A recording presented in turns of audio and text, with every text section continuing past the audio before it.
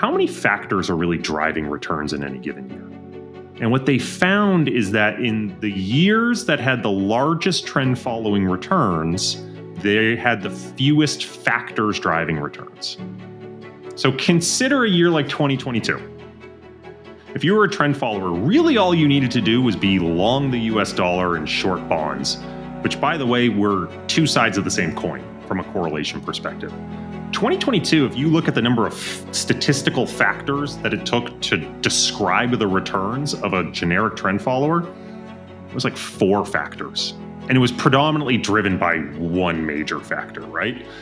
Similar in 2008, similar in 2014, 2015.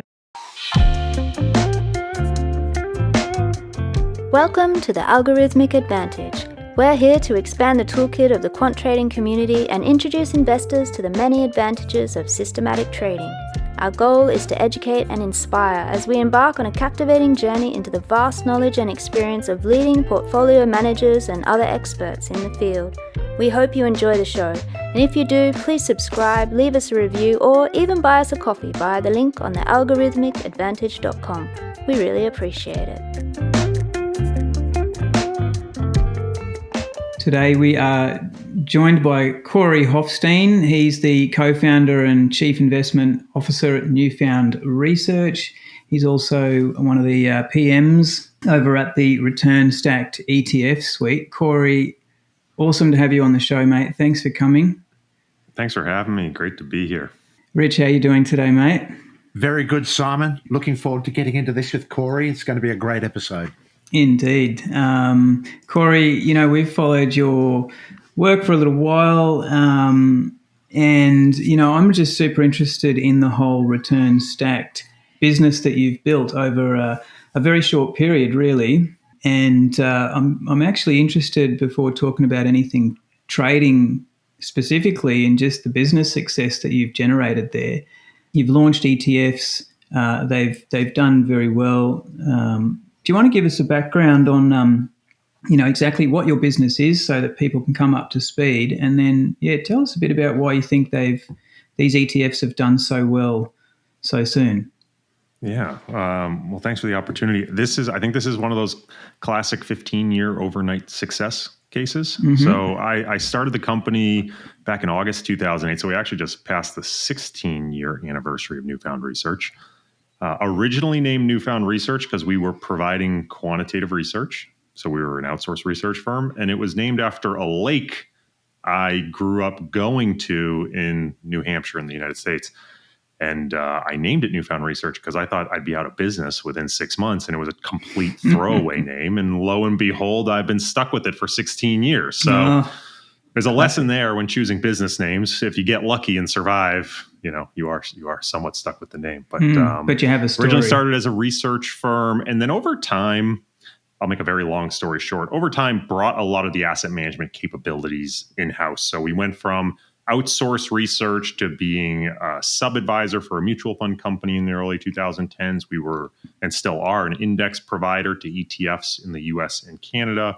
We launched our own suite of mutual funds, and really the return stacked ETF suite, which we brought to market in Feb 2023. So it's a little over 18 months old now at this point, or coming on 18 months, is really the culmination of a lot of learning from those prior 15 years. Learning not just about the investment strategies we want to bring to market, but also how we want to package them and turn them into products. And I think what I'll try to do in this podcast, based on some of the conversations we've had, Simon, is straddle that fine line of talking about wearing the investment hat and thinking purely about investment strategies and how to maximize return and minimize risk. And then the asset management hat, which is how do you productize that? How do you think about putting it into a wrapper? How do you navigate around that particular wrapper? How are you distributing it to the market? And how do you balance this trade-off of what is optimal as an investment strategy might not be optimal as an investment product? I'm glad you raised that early on. That's an interesting point because my take on it, and the reason why I'm happy to be chatting with you, is because I think even as traders, which are the majority of our audience, it's really important to understand the whole industry. to be a generalist, to understand the players, what they're doing, who's doing what and why, to have the investment hat on, the allocator hat, the advisor hat, the trader hat. That gives you a really good view of the landscape, and that's got to be helpful. Yeah, I mean, it's when and it all depends on the seat. And I think for traders, where this can be important is understanding that sometimes the counterparties you're trading against might be making suboptimal investment decisions because they're optimal product decisions, right? In terms of how you're packaging something, working within that structure, or how you're distributing it to the market.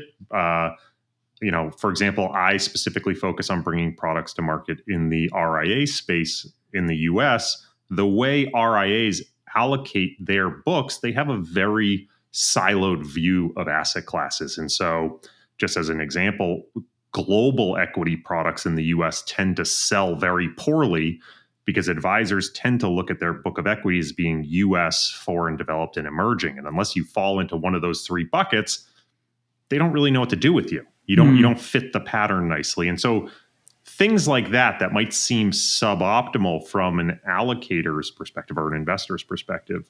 For me, it means, well, if I'm building a product and I want equity in there, I should maybe just use US equity. Even if I think global equity is better from an investment perspective, for me to bring that product to market, I might have to focus on it being US equity only. Okay, so tell us exactly what return stack does.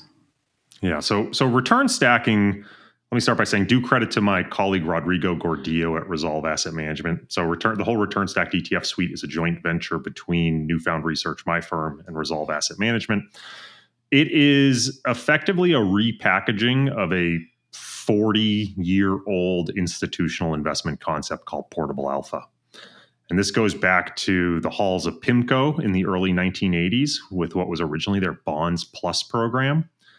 They ran what was a generic treasury mandate. And what they realized was instead of, if you gave them $100 to buy treasury bonds, instead of buying those US treasuries, they could buy US treasury futures, which are far more capital efficient, right? They might only need to put $5 up to get $100 notional of treasury futures exposure.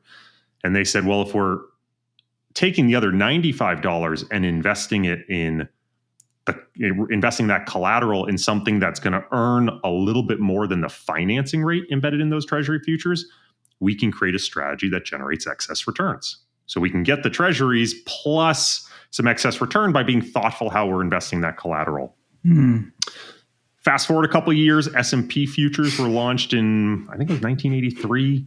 I think their Stocks Plus program was launched in 1986, which basically said, well, instead of trying to beat the S&P 500 by picking stocks better, what if we beat the S&P 500 by just being bond managers, which is what PIMCO is and was, right? And so they said, give us $100. We'll put $5 up as collateral, buy $100 of S&P 500 futures, and take the other 95 and invest it in short-term, slightly worse credit risk, something with embedded optionality like mortgage bonds. And as long as that collateral outperformed the embedded financing rate within S&P futures, it looks like you're generating alpha, or at least excess returns. Whether it's alpha or not, we can debate. But they were generating excess returns above the S&P, right? And this was the first example, really, of someone saying, I'm going to generate alpha outside of the asset class beta you're investing in, right? Investors wanted S&P 500 beta, but the alpha wasn't coming from picking stocks. It was coming from something else entirely. They were porting the alpha and the beta together, and you had this alpha and beta separation. Fast forward to the early 2000s, institutions started using this concept in mass, saying, well, we don't just have to invest the collateral. What if I have this big chunk of money in the S&P 500 and I replace it with a capital efficient derivative, whether that's futures or swaps, and I take all that freed up cash and I go invest it in some very, very sexy hedge fund, right? Doing whatever. Candidly, this then blew up in the face of everyone in 2008 because it turns out that there's multiple things that went awry. One, the hedge funds weren't as uncorrelated as they hoped. So you ended up losing money on your equities and the hedge funds at the same time. So leverage hurt in that case. They were gated from redeeming from the hedge funds because you had a liquidity mismatch. So you're getting margin calls, but couldn't redeem from the hedge funds you needed money for.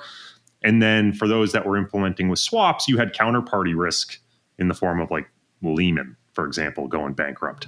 And so you had this great concept that the implementation ended up really suffering. And so through the 2010s, there was sort of a resurgence and people rethinking it. And ultimately, what we're trying to do is say the core idea here is really powerful.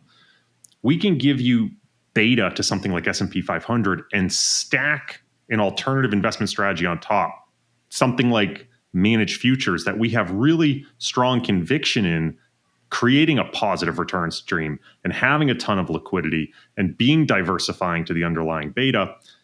And getting all the benefits of the portable alpha concept without all the structural inefficiencies that existed in 2008.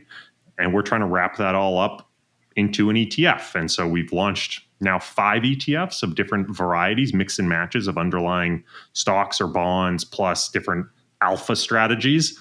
But our flagship is one that gives you sort of large cap US equity exposure plus managed futures trend following stacked on top.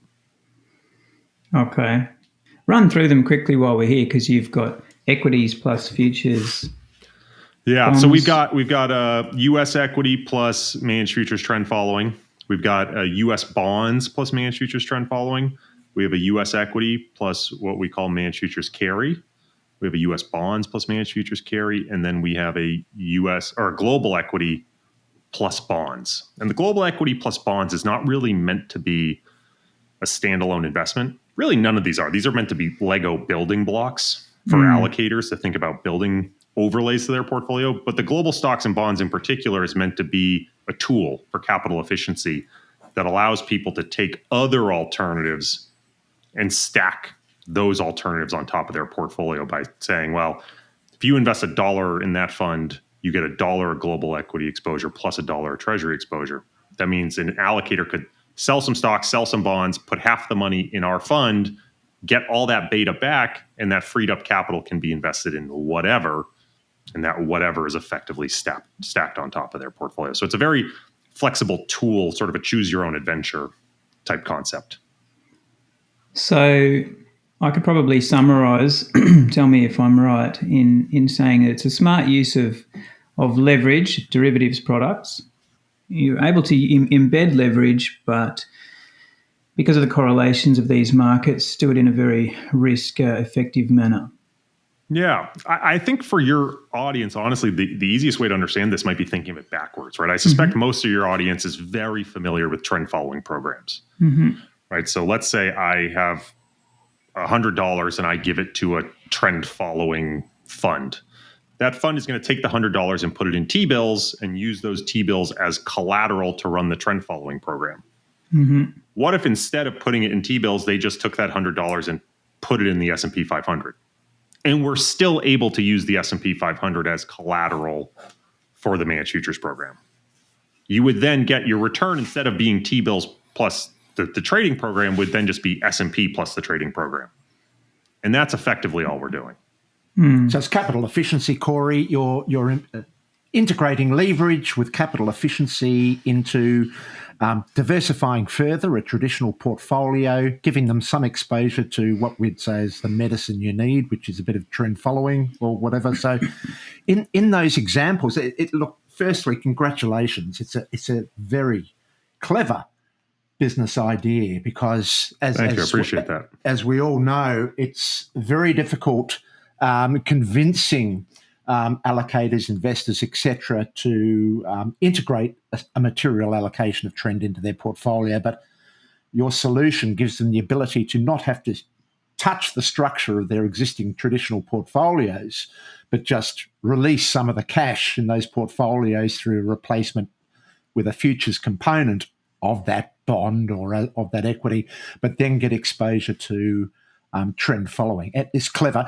Now, with your 4 or 5, let's say the 3 ETFs that are focusing on managed futures, if you're looking at the composite allocations, what sort of material allocation in managed futures or trend are you getting into those portfolios with your solutions currently?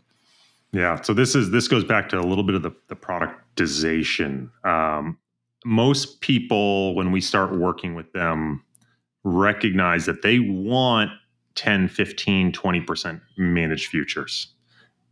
Above 20%, like the way I talk to most people is most allocators that I work with have a 60-40 framework, 60% stocks, 40% bonds. That is predominantly where most of their client assets are allocated. And so it's a question of when you start layering managed futures on top, how far can you go before the client really starts to notice and it starts to feel like a hedge fund that they're deeply uncomfortable with? Right? 1%, certainly they're not even going to notice and isn't going to really have an impact. You need more than that. But once you get north of 20%, that's when the volatility of the managed futures program starts to become very apparent, right? So let's say, just for simple math, you're running a 10 vol managed futures program and you put a 20% overlay of that onto the client portfolio. That's an extra 2% of noise, tracking error, right? That's getting added on top of the 60-40. Well, if that 60-40 has, say, on average, 8 vol, you've now added an extra quarter vol on top of something that the client doesn't know, doesn't understand, and probably won't bother to understand. And so that's where the trade-off comes in. We know, like, I'm an incredibly large proponent of trend following. I've been doing it my whole career. It is very hard to work into a portfolio. And to your point, Rich, one of the things we say all the time is diversification has historically been this process of addition through subtraction. Historically, to get managed futures in the portfolio, I had to convince an advisor to sell stocks and bonds and then buy managed futures. And that creates a real hurdle rate problem, because then if stocks and bonds do well and managed futures doesn't, you got a product that's more expensive, less tax efficient, more opaque to the client, and is underperforming the things they know and understand and like. So it's the art of getting them to get an allocation what they very much need without scaring them. And Corey, it's fantastic. Very, very clever. And the good thing about it, it's better than the 3% allocation that perhaps another competitor of yours might be suggesting is all they can get. I know that competitor you're talking about. He would certainly be very happy with much more than 3%. And I think, I'll just say it, Andrew, he's a very good friend of mine, Andrew Beer, I think he talks about the 50-30-20. Right, as being the new 60-40, saying get to 20% alts. And I have tried to say that for a decade, and maybe I'm just jaded at this point in my career. I've thrown in the towel and said, I don't think I can do it unless I stack that component on top. And then I think, again, it can have the impact and it can be there, but in an environment like the 2010s, where a lot of trend following strategies largely went sideways, you don't have this either or decision. It's okay. The thing you stacked on top went sideways.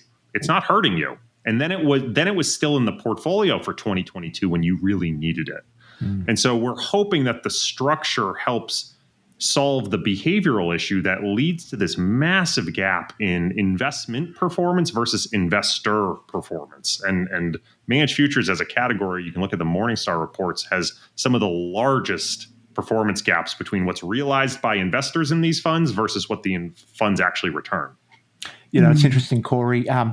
As you're fully aware, with our trend following programs with diversified futures, yes, we might be trading with effectively using 30% of our capital, 70% is just sitting there in T-bills or whatever. But even trend followers can get a dose of this return stacking if they're prepared to consider how to better utilize that 70% of underutilized cash that's sitting there as margin protection.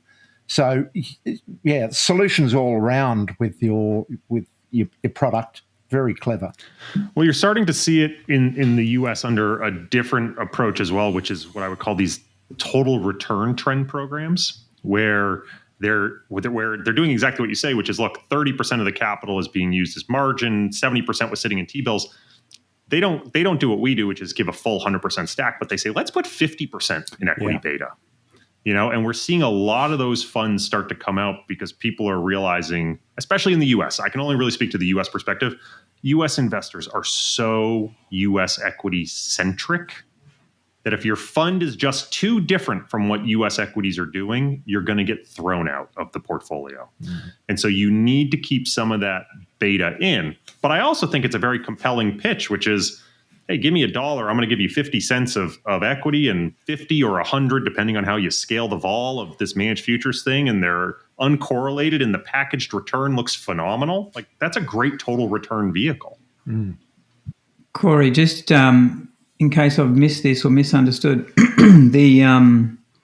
say the equity plus managed futures ETF, that would be equity futures, correct? Or in the bond plus? So yeah, that's a great question because I didn't talk about that. So what we try to trade off here is tax efficiency of the equities versus how much margin we actually need to implement the concept. So when you give us $1, we're going to take 75 cents of that dollar and put it in a very low cost S&P 500 ETF.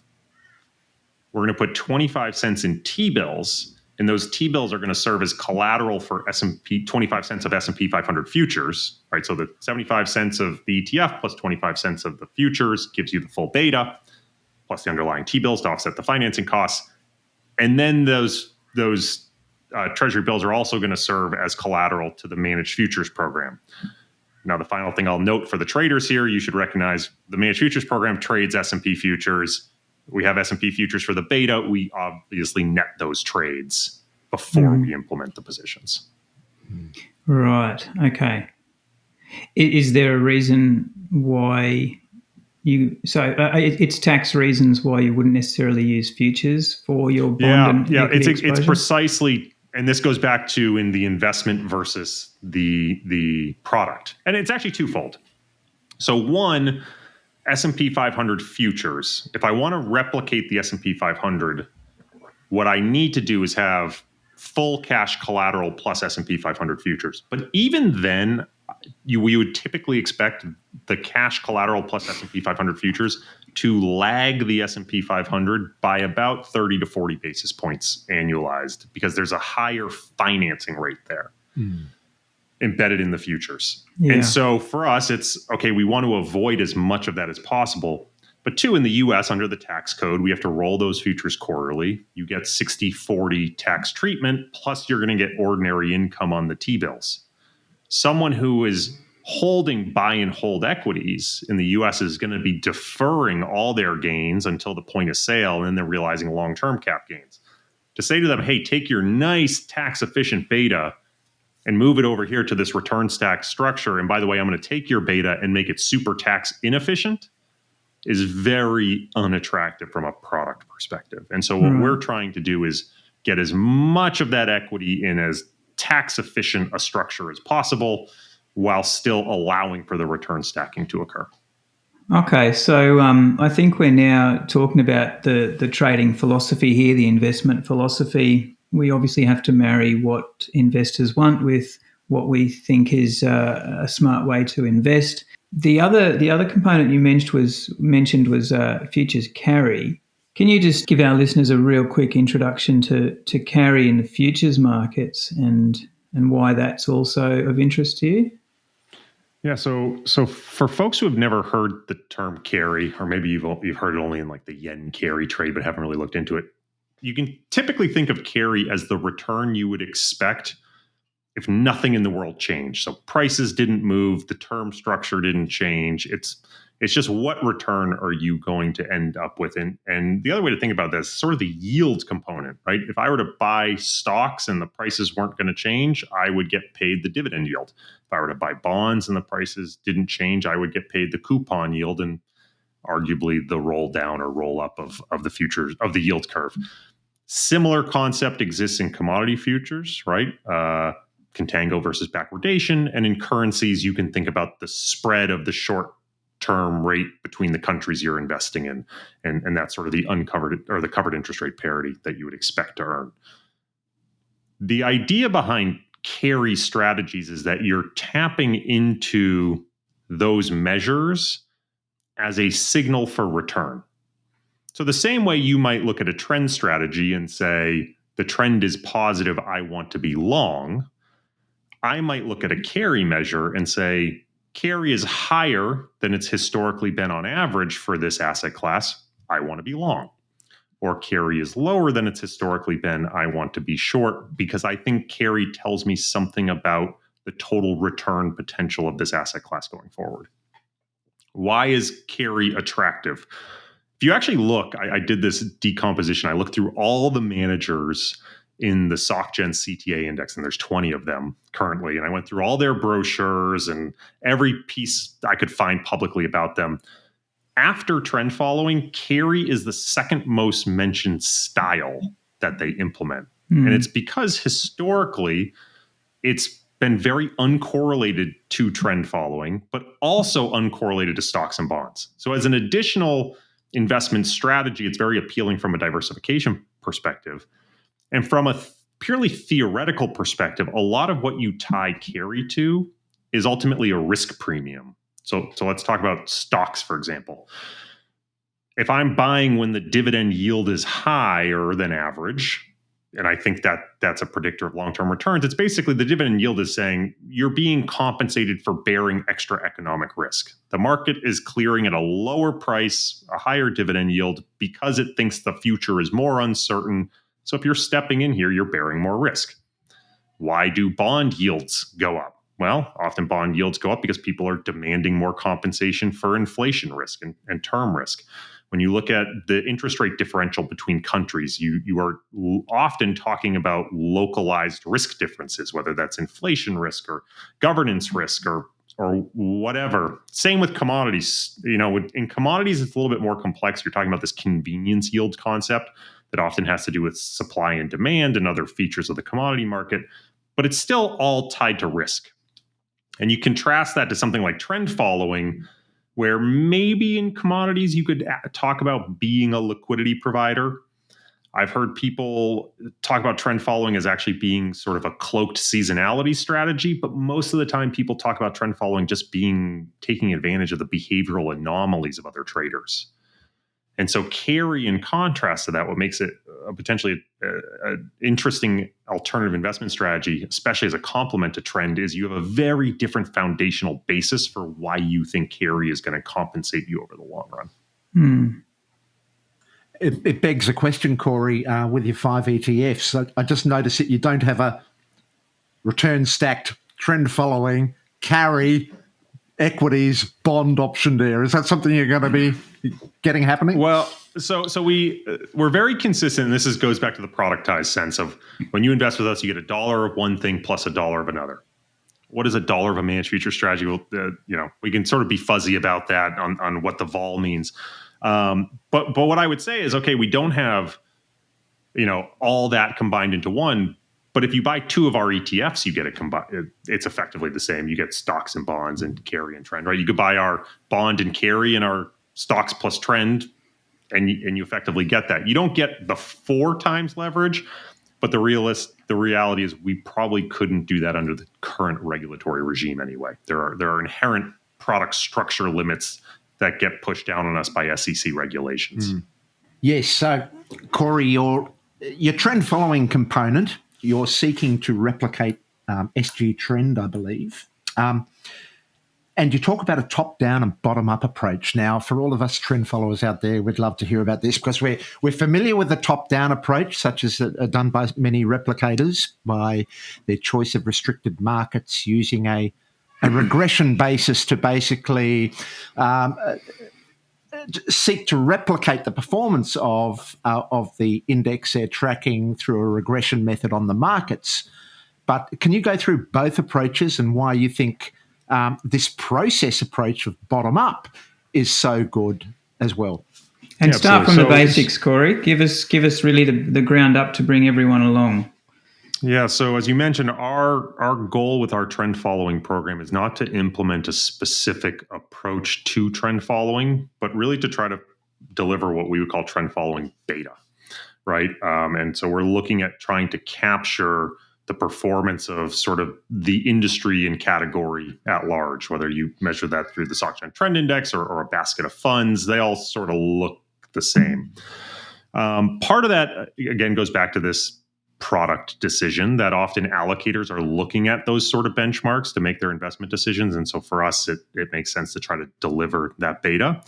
Some of it comes down to the product structure. So the ETF, for example, and we can get into this later, there are some limitations as to what we are comfortable in being able to trade. And we could talk about that a little bit later. But ultimately, it came down to us saying, what we want to do is try to replicate the space.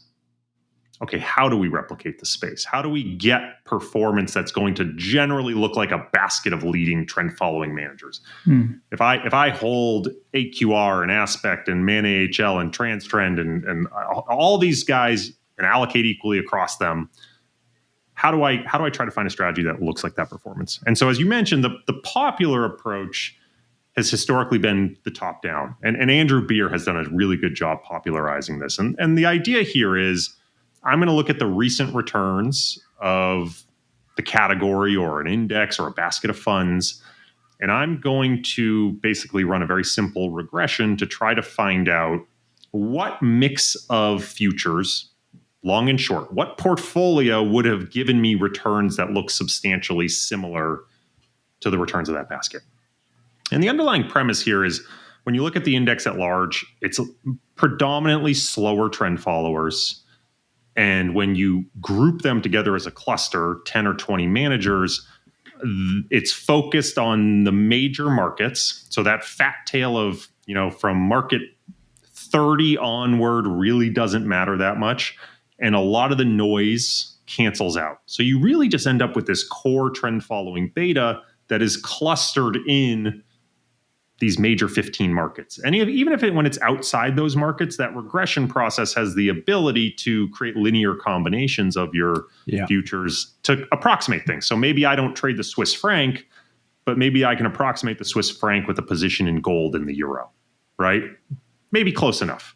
So would it be fair to say that it might not necessarily capture idiosyncratic trends like cocoa, but generally the behemoths that are the composite of SGCTA or SG Trend, they're being dominated by a few classic markets spread across asset classes that are represented. In this case, maybe you could do a regression over maybe 11 markets, which would be replicating what they're achieving over 50, 60, 70 markets or whatever in general. Yeah. So you find a couple of things. I can talk theoretically and empirically. So theoretically, that's spot on. That when you look at all these managers, right, a market like cocoa, they can only invest so much. They are capacity constrained. And so the impact of cocoa for the big managers that are dominating the category returns in an asset weighted or even equal weighted basis tend to not have a lot of exposure to those markets, right? We're not tracking a Mulvaney here. We're tracking Man AHL and AQR, right? PIMCO. The second part, and this is really interesting, Quantica out of Switzerland did some really interesting analysis in Q1 this year that said, well, let's look at trend following returns historically. They created a generic trend following strategy that was their own replicator, trading 50 plus markets, and said, if we do a statistical decomposition of where returns are coming from and break it down not into markets, but into these statistical factors, how many factors are really driving returns in any given year?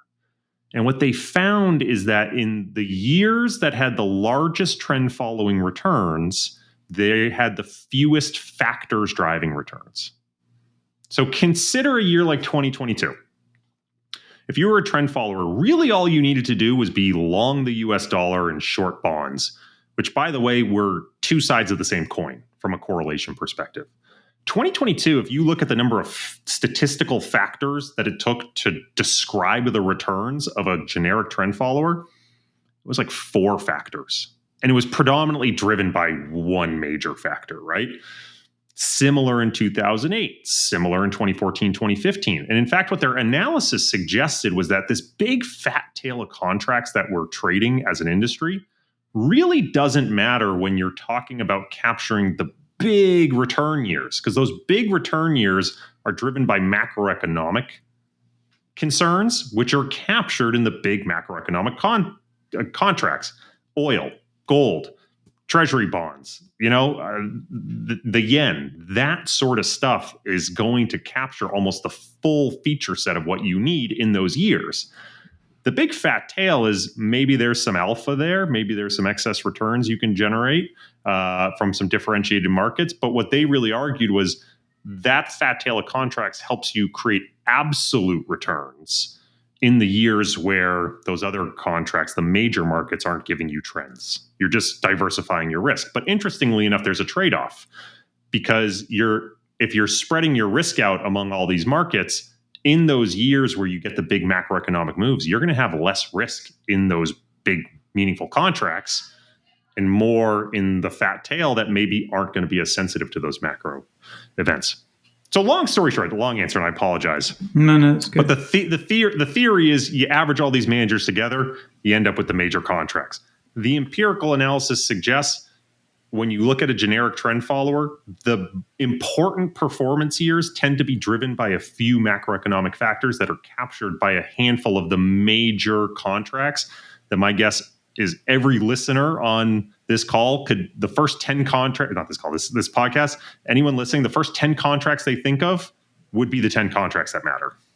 It's interesting, Corey, because I know Trend's done a lot of work on identifying the key factors for trend clusters. So what they're seeking to do is not invest all of their allocation in one form of trend factor. They're trying to, what they call, trade on the outskirts of these factors. So they're seeking, I suppose, uncorrelated properties in different trend factors, which would be sort of going towards what you're suggesting as well. It's very interesting. Yeah, I think it's a trade-off, right? A lot of people just have historically addressed this like crisis alpha property of trend following.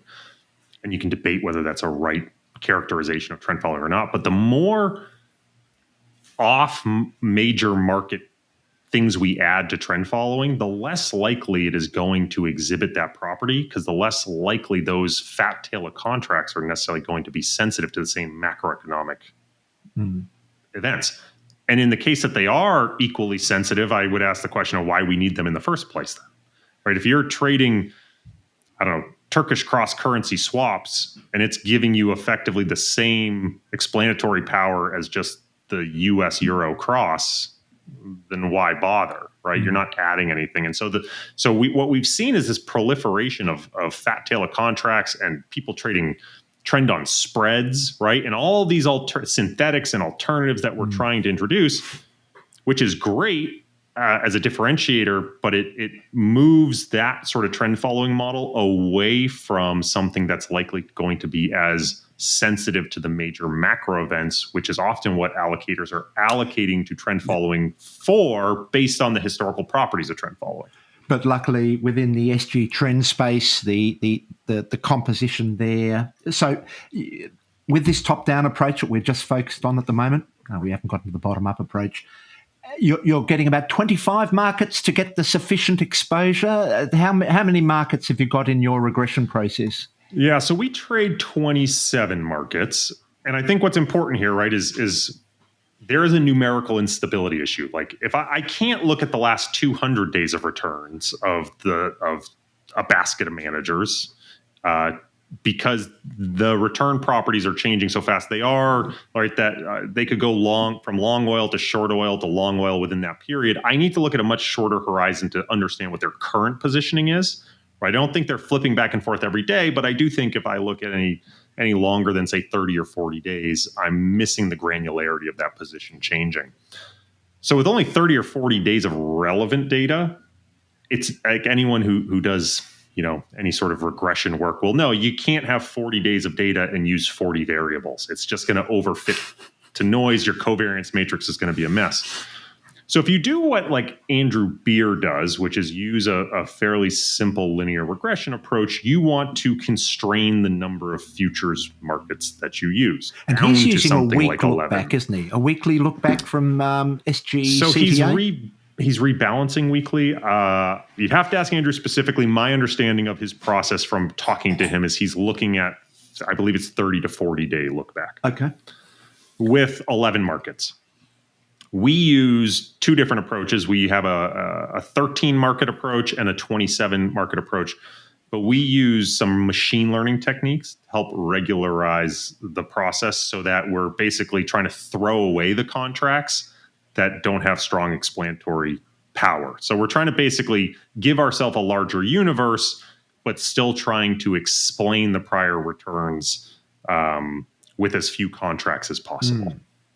And so we think that, I mean, look, at the end of the day, I will tell you, under the hood, our 13 market universe looks almost identical in performance to Andrew's process. Like it just, there's only so much you can do with some fancy machine learning. At the end of the day, these things are very highly correlated.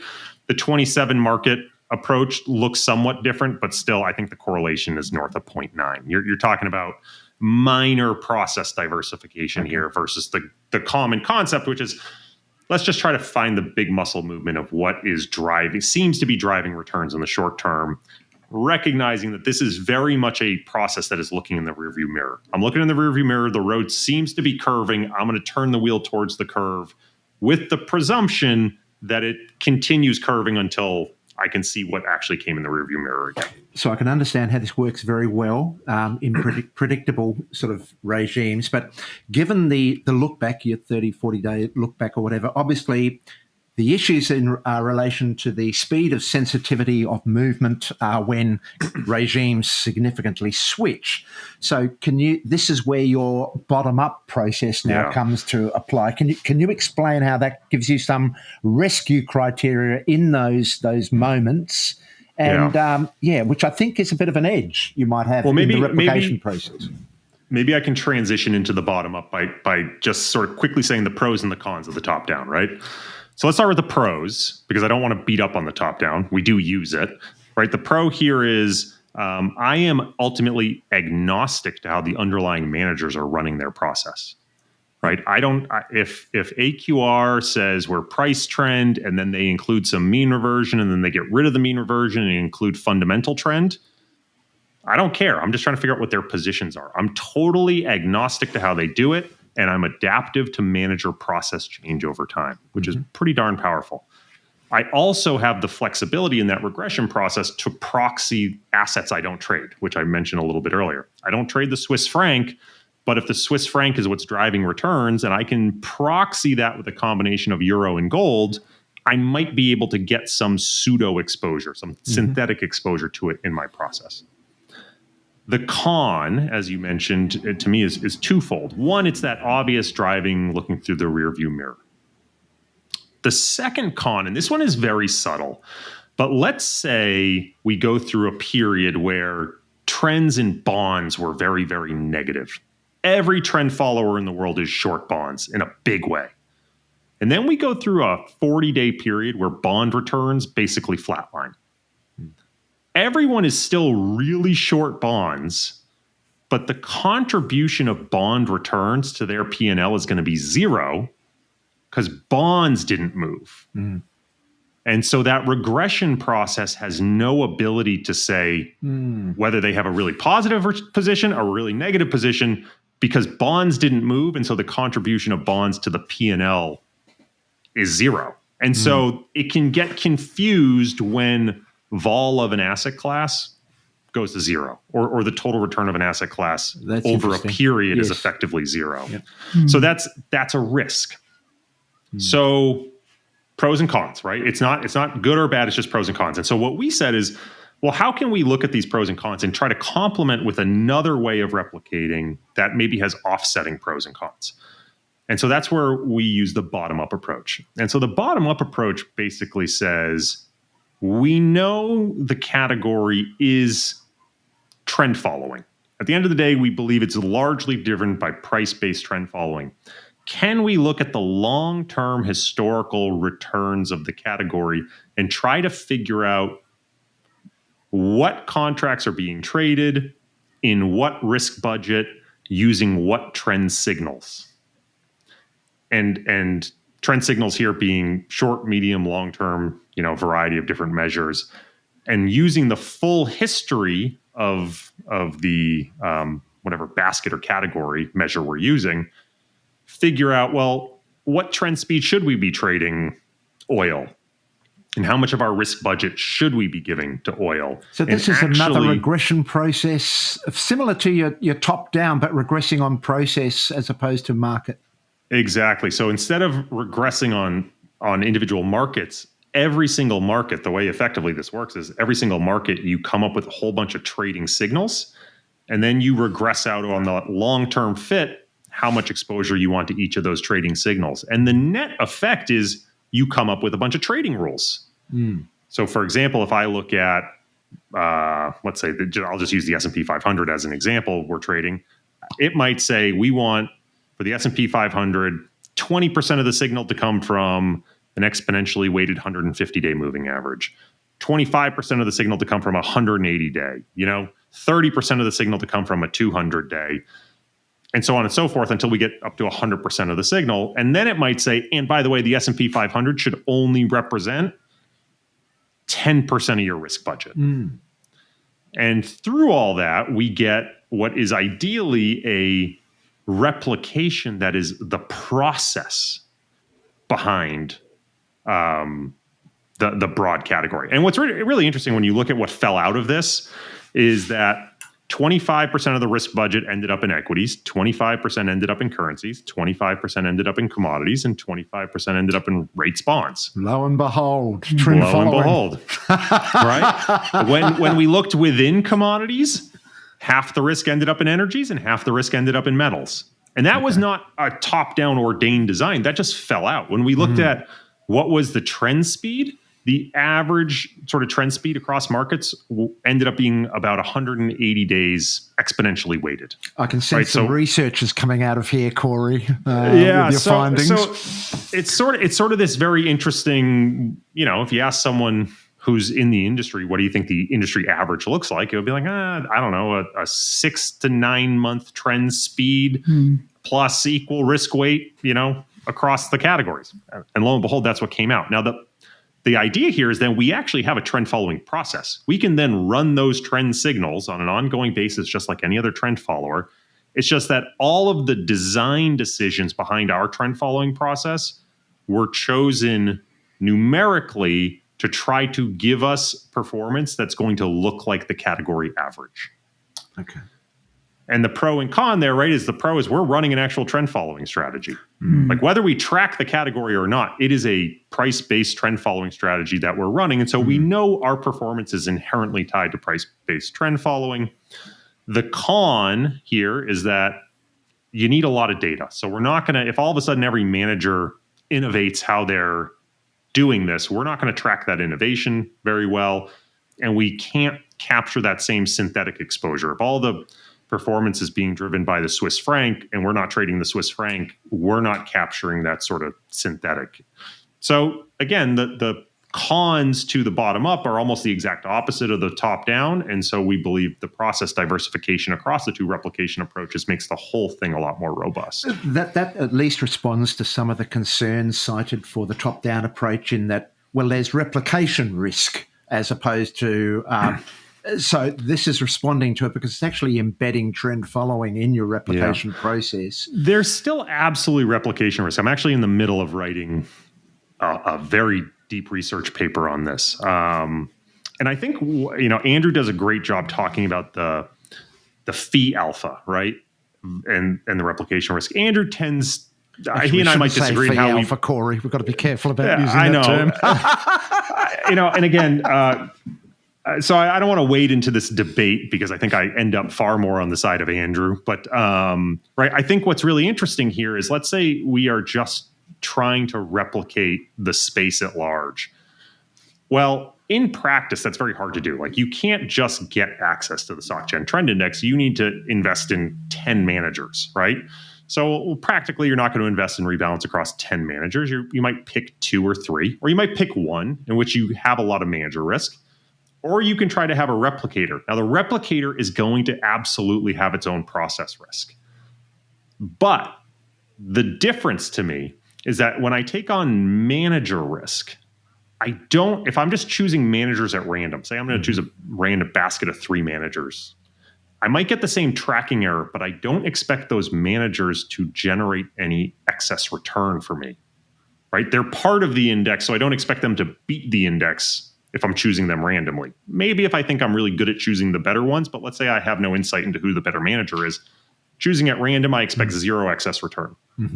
With the replicator approach, maybe I have the same tracking error, which we can argue is its own form of manager risk, but I expect hopefully to have a lower fee, right? The manager fee, I think, gets implemented at a much lower level.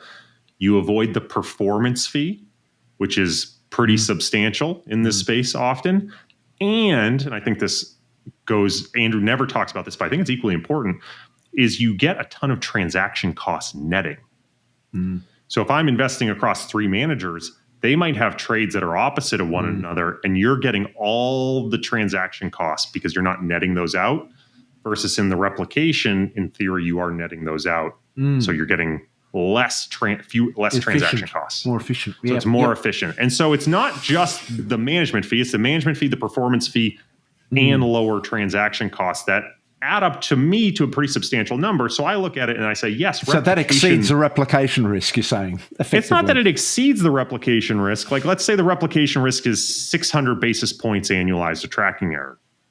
But if I think I can add 300 basis points of excess return from those 3 features, right, which aren't driven by me having alpha, it's just I'm avoiding fees and transaction costs. Well, now all of a sudden I have a 0.5 information ratio strategy, versus if I say I'm going to buy a basket of managers, that's a 0 information ratio strategy, unless I think I have selection edge, which maybe I do, maybe I don't. But I think persistence of manager performance in the managed futures space from the research I've done has been few and far between. Fantastic. Very interesting, Corey. We've probably done to death the trend following component. Is there anything you want to say about the other ETFs you've got? Have you any other process in there that we haven't talked about? Just before we move on, there's 2 things just in that I wanted to drill into a little bit. One, that Quantica paper, Corey, is that something we can Google and find pretty easily? Yes, absolutely. So Quantica, they started publishing quarterly research reports. If you just Google Quantica, it's a firm out of Switzerland, trend followers, on their website, I think there's an insights tab, and they have all their quarterly reports. So this is the Q1 2024 report. Their Q2 2024 report is also very interesting. I just think they do fantastic research in the space, and a lot of questions that get asked around crisis alpha and replication and all this stuff. They offer some really compelling insights on. So if you're interested in this space, I would highly recommend subscribing to their research. Awesome. And the second thing, without going too far down the rabbit hole, because I reckon we could do another show on this, but I'm a little bit interested in the technology here, right? So doing this regression, like you're writing code to regress on those returns and then see what that fits with. I mean, that's quite an interesting process itself. Is that all? Is that your brainchild? Do you have a team of people to help you with this kind of stuff? What's the technology that you're using there? Yeah, so this is all, I mentioned that return stacking is a JV between Newfound Research, my firm, and Resolve Asset Management. So all this process runs on Resolve's infrastructure. So I would say Andrew Butler and Adam Butler both worked incredibly hard on the regression approach.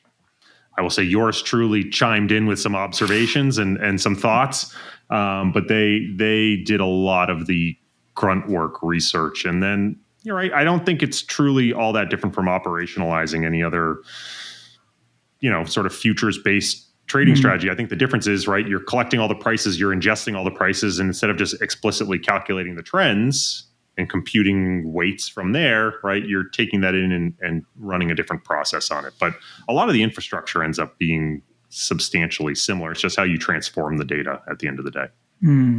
Happy to go back to Rich's question. Otherwise, I did want to ask about just the wrapping all this in an ETF in general.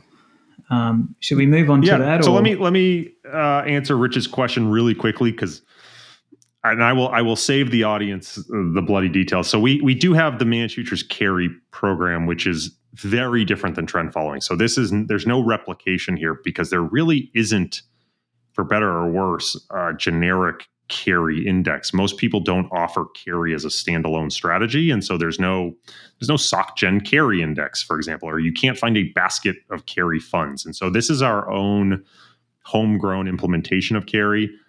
I think carry is one of these strategies that unfortunately there just hasn't been enough published about it. Right, carry can be implemented as a time series concept where you're long and short things because the carry is attractive or not attractive. It can be implemented as a relative value concept where you're long high carry stuff versus short low carry offsetting positions, and it's a long short strategy. We take more of an optimized approach, and again, I won't get very in the weeds here, but we're basically saying let's try to find at the portfolio level how we can maximize the risk adjusted carry of the portfolio, taking into account the covariance structure across all these markets, right? And that's important to us because what we find is that those correlations change, and there are market environments where you might have very attractive carry in, say, currencies, not attractive carry in bonds, and their correlation is very high, and so they can be used as offsetting trades. But in other environments, that's not true. And so we run a portfolio optimization approach. Unconstrained, we can be long and short, all sorts of stuff. But the idea is trying to maximize the portfolio level carry, which we think is informing the total return expectation of the portfolio. All right, Corey, I wanted to just ask how you wrap this all up in an ETF. I'm curious about the construction of an ETF. I'm curious about how you execute the trades, the relationships there that are involved in setting up that structure. Just a high level on some of those topics that we've riffed on before. I found that quite interesting. So this is where the rubber really meets the road of you have a product investment idea. What sort of structure should you put it in, right? So I mentioned we only trade 27 contracts. If you look at a lot of the mutual fund peers we have in the managed future space, you'll see they trade 75, 80, 90, 100 contracts. And the reason they can do that, and we choose not to in the ETF space, is for two important reasons. And then I'll sort of get into the ecosystem that you mentioned, Simon, right? But I think this is important when you're thinking about bringing a product to market, is figuring out the right structure. In a mutual fund, you can close the vehicle. So you can say, hey, I've hit capacity. I'm not allowing any more investors. I'm allowing redemptions, and maybe I'll open up for investors if enough redemptions happen, but we're closed for business. Thank you, everyone. We've hit capacity. You cannot do that in an ETF. I have to run my ETF. Well, I think from an integrity perspective, I think you should run your ETF from $1 with the presumption that it's a multi-billion-dollar ETF. Because what you don't want to do is trade this long tail of contracts that you won't be able to access when you're a multi-billion-dollar fund. Then your track record isn't really relevant to the strategy you're running. And so for us, what we wanted to say was we want to only operate a product at $100 million that will trade the same way it will at $3 billion. And so that constrains us to the most liquid futures markets. The other important piece here is a mutual fund is not exchange traded. An ETF, in the name, exchange traded fund, trades on an exchange like a stock. And so when you go to buy an ETF, let me rephrase that. If you go to buy a mutual fund, what's effectively happening is you're buying a share and the money is showing up in the bank account of the mutual fund manager the next day. And you are delivered a share at NAV, the net asset value. When you go to buy an ETF, you go to the exchange and someone is selling you a share of that ETF. It might be another investor who's just getting out. And so you two swap money and shares and the manager never sees a dollar change hands. Or for smaller boutiques, it's often a market maker who's on the other side of that trade. So let's say you want to buy $10 million of my ETF. You would go to the exchange. You would go to buy $10 million. A market maker would sell you all these shares. And then the market maker would go, I don't actually have those shares. So they're going to come to me and say, I need to create a whole bunch of shares. And they're going to give me $10 million and I'm going to give them a whole bunch of shares. What the critical difference there, right, is a question about what price you're going to see on the exchange and what sort of bid-ask spread you're going to see. Because the market maker is ultimately going to govern that by how comfortable they are holding the inventory of shares on their book and being able to hedge that risk, right? So in that time of they have shares or they're short shares, What's their ability to hedge the price risk, which is going to be based on what I'm holding. So the more that I have unforeseen turnover in my trading basket, the more weird stuff I trade, or the more markets I trade that aren't currently open for the market maker to hedge against, the less comfortable they're going to be in being able to offer a tight bid-ask spread. And so the entry cost of my product will go up. Entry and exit cost, right? It'll just be a wider bid-ask spread with less liquidity offered. And so you're probably going to have higher market impact and a much larger spread, which is a worse experience for an investor versus the mutual fund structure, which guarantees execution at NAV. And so you have these trade-offs. Now, the reality is, again, just putting on the pure product hat, there's far more demand in the US market for ETFs than there is mutual funds. Mutual funds are in perpetual outflow. ETFs are in perpetual inflow. So for us to bring a product to market in a structure that the market wants, we have to deliver in an ETF. And then it's a question of how are we designing around these constraints of never being able to close and having the market makers be a key component of the ecosystem. And for us, it means trading fewer markets. And if you look at our peers in the managed futures space, they all tend to trade sub 30 markets, with maybe Jerry Parker being the extreme outlier. And there's maybe a variety of reasons why most parties trade fewer markets. But for us, it was this constraint driven by the structure itself. Yeah, it's super interesting. So, how do you go about providing signals and trades to the managers to execute, to market makers? Can you lead me through that story just a little bit? So this is where your mileage may vary depending on how you want to launch an ETF. In the US, there are what we would call white label ETF providers that will do a lot of the administrative work for you. As vehicles and structures, mutual funds and ETFs are very highly regulated. The ability to allow anyone to invest with you comes with a tremendous amount of regulation. And so we work with an administrator called Title. Title basically does a ton of the legal and compliance and ops. So what we do effectively is every day, and Resolve as well, we run our trading signals and models. And at the end of every day, post-close, we send to Title the target weights we want the portfolio to trade to. They get those weights. They deal with any cash that's come in from creates or any cash that's gone out from redemptions. Hopefully we don't get any of those, right? And the next day they trade towards the target weights, executing through, either with they're buying underlying securities or they're executing through our FCMs to execute the futures trades. Then what happens, there's intraday, we'll get creates and redeems from market makers. Typically, the create window closes at 3 p.m. Eastern, so you tend to get a lot of creates around like that 2:40 to 2:55 period, right? And you then have to make a decision about, are you sitting on that cash till the next day because you want fresh signals? Are you implementing that cash immediately to avoid cash drag? But really, it wouldn't be very different ultimately than anyone who's running their own in-house strategy. Probably the biggest difference, again, just goes back to the constraints at which we face of trying to be good partners to the market makers, right? We're not trying to execute a whole bunch of trades intraday because the market makers need to know what we hold at any given time to feel comfortable being able to hedge the product. And the more we're changing that intraday, the less comfortable they're going to be.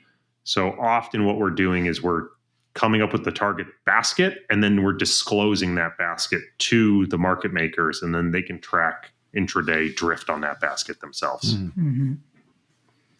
So you also have to be very comfortable, by the way, that everyone knows your positions all the time. So the key parties here, the administrator, for instance, Title, for example, and then yourselves putting the signals into them, and this marvelous business package product, as you call it, which has looked at all angles. Corey, I've got to admit, you're a businessman by nature. It's wonderful. Well, as I said, we've been very fortunate, and I hope the tailwinds continue. 15-year overnight success in the last year. It's from what I would hope is 15 years of lessons of running into a wall over and over. So if you watch me over the last 15 years, you would say, this guy's not very impressive. You're just catching me at the tail end of a good run. Still got plenty of years ahead of you too, Corey, to enjoy it. Talk to me in a year. Hopefully this continues. Indeed. You still got your hair, Corey. That's a good sign. Yeah, that's a plus. That's a plus. Right. It's not this grey colour yet, so you're doing something right. It's coming in. There's plenty of grey coming in. Okay. Corey, how do you personally invest? What's your guiding philosophy? I take it you're fairly long-term, you're jam-packed in your own products. Like, what does it look like for you personally, not advice? So I'll start by saying I own a significant proportion of my own firm, right? And so insofar as my firm's value is tied to how much assets we have in these products and the performance of these products, I have a huge amount of private exposure to this concept. That said, I still invest a significant amount of my personal private net, investments in my own ETFs.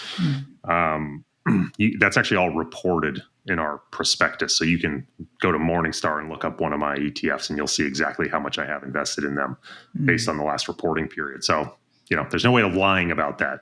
You'll see. But the way I think about it, so I, for better or worse, have a large amount of taxable assets. I'm very fortunate in that, but I had invested in some single name equities back in the early 2010s that now have such a low cost basis, I can't touch them without incurring a massive tax. So I have about 50% of my assets just in these like buy and hold stocks. And then I'd say about another 50% is invested across my suite of ETFs. I have some private investments in private equity and VC and some angel stuff, but the majority of it is, 50% sort of that core stock, call it another 50% in my ETFs. And with no the idea farmland, being, Corey. No farmland. I used to own some real estate. Got rid of it in 2019 and have just been renting ever since and loving renting. When the toilet breaks, that's not my responsibility. So that's phenomenal, or the boiler or whatever.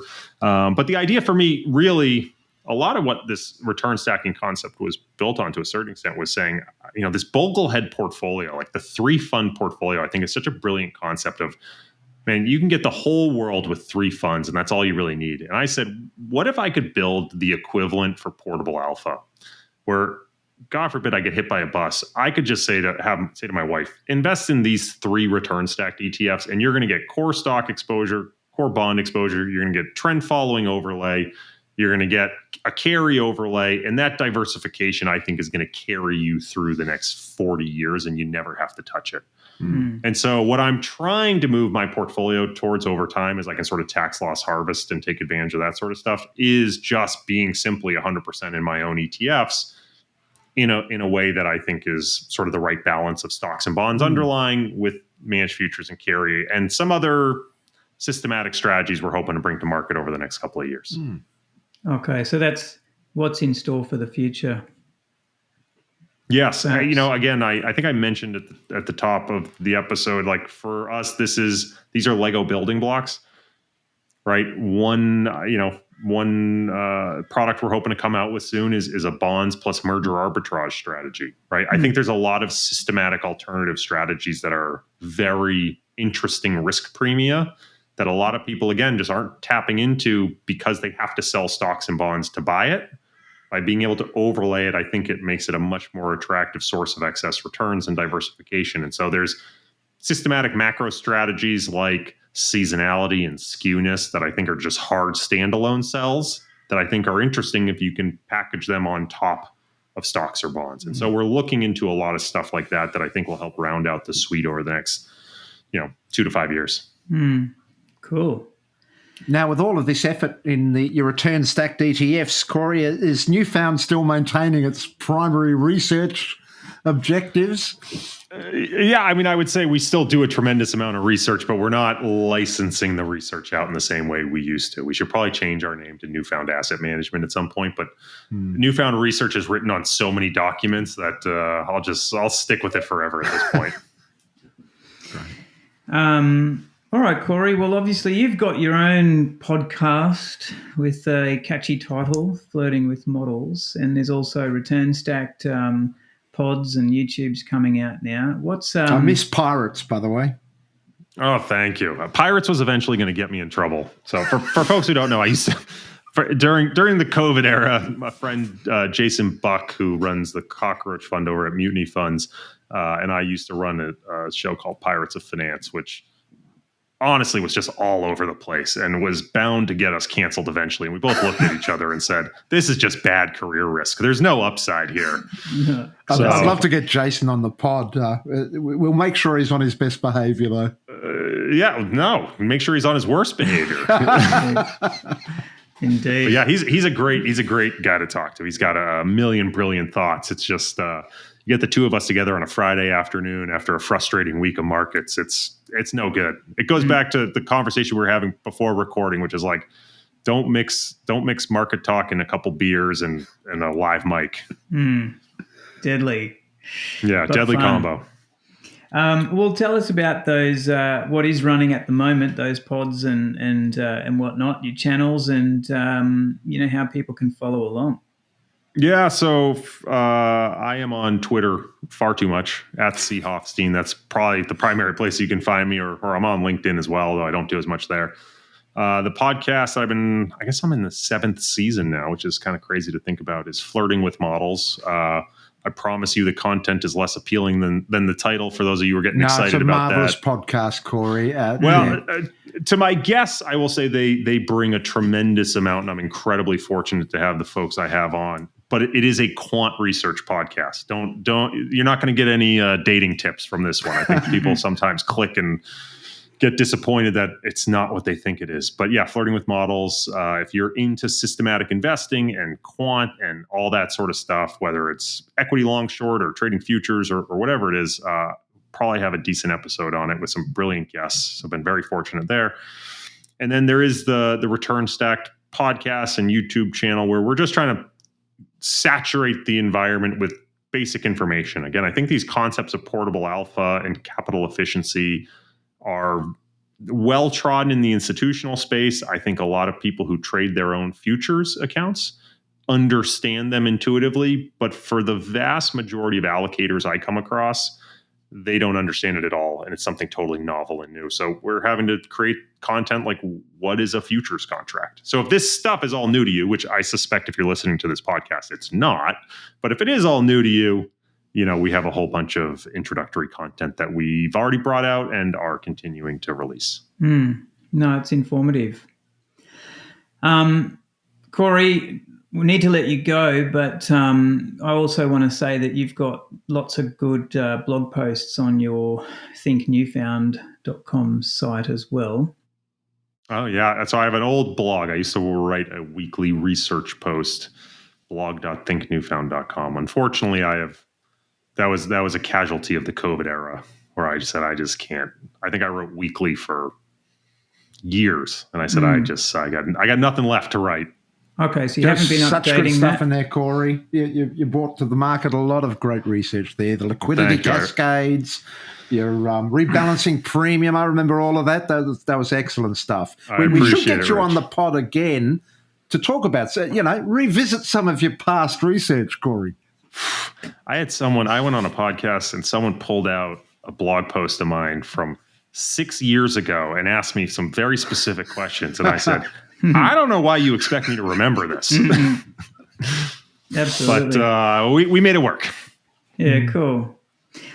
All right, Corey, we'll let you go. Yeah, it'd be good to chat in future again, and have a good evening, and we appreciate it enormously. Really appreciate the time, gentlemen. It's been a lot of fun. Thank you. Thanks, Corey. We should remind you that the conversations on this show are informal and for entertainment purposes only. Certainly any general advice you may hear is obviously not specific to your needs, goals, or objectives, so nothing discussed on the show should be considered as investment advice. If you want that, you'll need to actually do your own research and speak with your financial advisor. Remember, trading can be extremely risky and past performance is not necessarily indicative of future returns. If you enjoyed the show, please subscribe or leave us a review, and if you have any questions or feedback, we'd love to hear from you. Bye for now.